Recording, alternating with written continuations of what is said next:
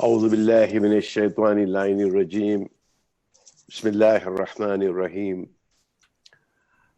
My friends, welcome to this memorial, and thank you, Shaukat Bhai, for facilitating this. I'm honored to be amongst the other speakers, Sheikh Sahalani and Haj Jawad Zarif, and the family members to come together today to pay respects and remember a remarkable personality.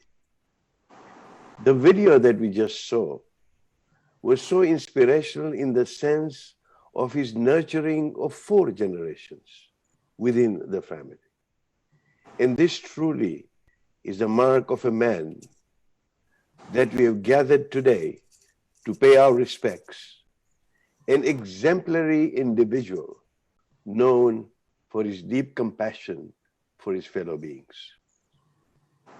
You have joined us from across the globe to share a few moments as we salute a man who was a symbol of selfless humanity. Indeed, he was a helper of the poor and needy, an empathetic soul with a natural ability to feel the pain of others. Today is our opportunity to say thank you for the way he impacted and touched many of us in his caring persona.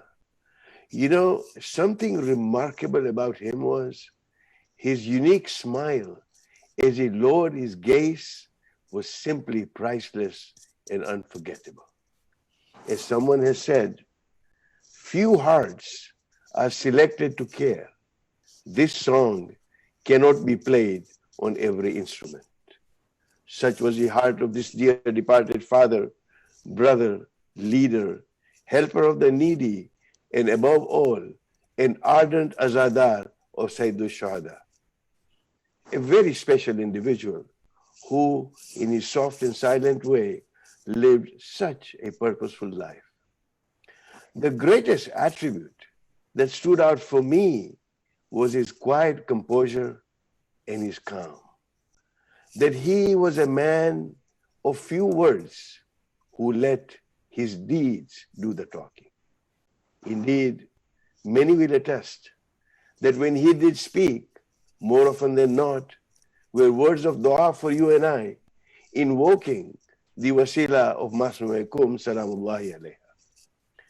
You know, describing him is difficult. I can do no better than use the couplet of Allama Iqbal in Arab Kahane-Hijaz, a gift from Hijaz, where he said, अफराद के हाथों में है, अफराद के हाथों में है अक़वाम की तकदीर, हर फर्द है मिल्लत के मुकद्दर का सितारा.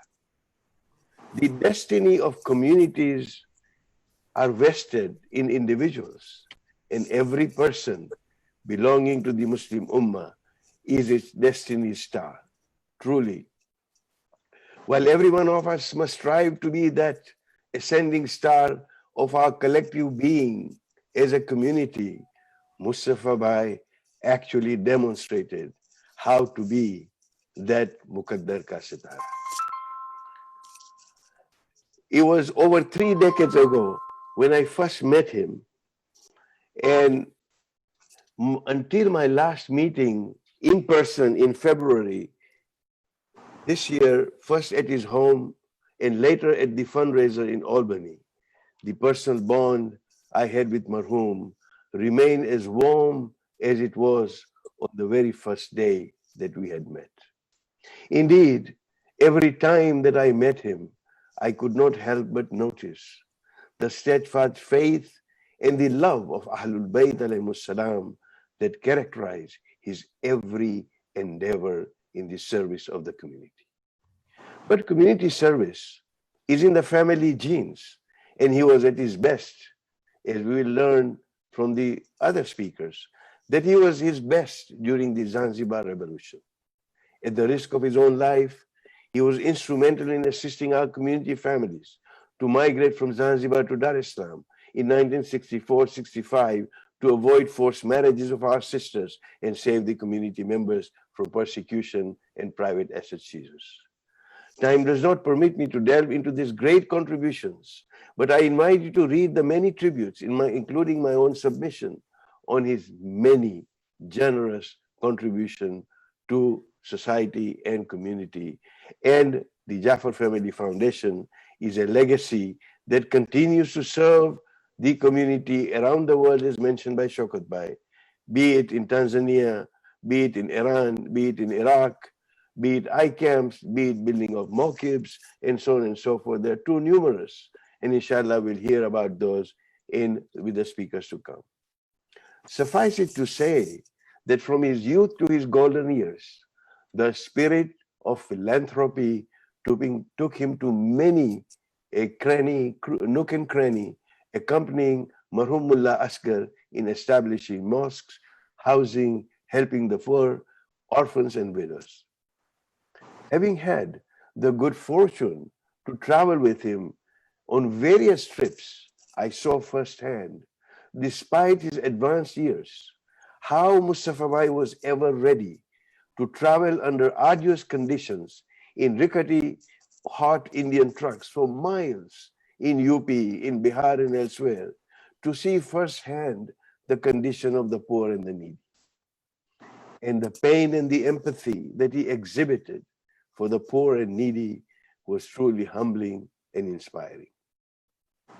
In keeping with the generational inclination of multiple migrations of his ancestors, as we heard, he made New York his home in 1976, and hardly had he settled down when he got busy in the service of the new arrivals of the community members in New York.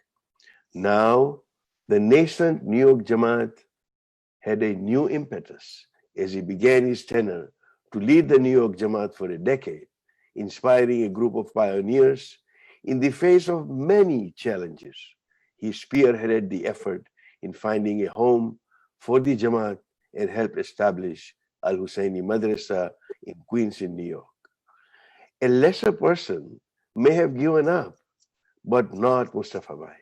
His spirit of the establishment of Azadari kept him going to take the project to fruition. Indeed, as so well articulated by Shaukat Bhai, that MustaFa Bhai was one of the pioneering figures whose personal efforts in the early days of our settlement in North America, in particular in the tri-state area, have resulted in the present generation enjoying the fruits of these sacrifices, and such contributions by him and other pioneers will remain forever etched in the annals of the Shia Ithnashri community in North America. I would be remiss if I did not mention his signature initiative, so very dear to his heart, the Husseiniya Abul Fazl in Qom, a center serving the needs of the seminary students from the subcontinent. We need to understand that these are amongst the poorest of students who find comfort, and many a times the only decent meal of the day attending the religious events, especially during the months of Muharram and Ramadan. Ever since its establishment nearly 30 plus years ago, he never missed spending either Ramadan or Muharram or both each year until just a year ago when he reluctantly had to, due to his ailing health, could not attend. The foundation of all his noble endeavors, as articulated by his grandchildren in the video that we just saw, are a glowing testimony of his unflinching devotion to the Ahlul Bayt alayhimus salam, as demonstrated by his support for the establishment of Azadari, as outlined by Aga Jafri, and the maintenance of mehfils globally in India, Pakistan, Africa, North America, and elsewhere. His passing away marks almost 7 decades of philanthropy and service to humanity. Sadly, his demise is an irreplaceable loss, not just to his family, but to our entire community. Inshallah, his legacy of service lives on through the Jaffer Family Foundation, which has become a change agent with projects on relief of poverty, medical assistance, and housing, as well as women empowerment projects in Pakistan, East Africa, and elsewhere. not to mention many of his community and humanitarian projects in North America. I feel a terrible personal sense of loss, which has left an enormous vacuum, and I offer my deepest condolences to his Sharik-e-Hayat, my dear friends Ghulam Abbas, Muhammad Taqi Sadiq, all their siblings and his grandchildren, and pray that may Allah bless the family with Sabr Jameel to bear this loss. Let me end with this quote to say, lives are like rivers. Eventually, they go where they must, not where we want them to go. We remain resigned to the will of Allah on his passing. Jab Ahmad Mursal na rahe, to kaun rahega. So please, join me in our prayers that may Allah subhanahu wa ta'ala shower the marhum with his blessings and a place in the proximity of the Masumeen that he so loved and served all his life. Wassalamu alaikum wa rahmatullahi wa barakatuh.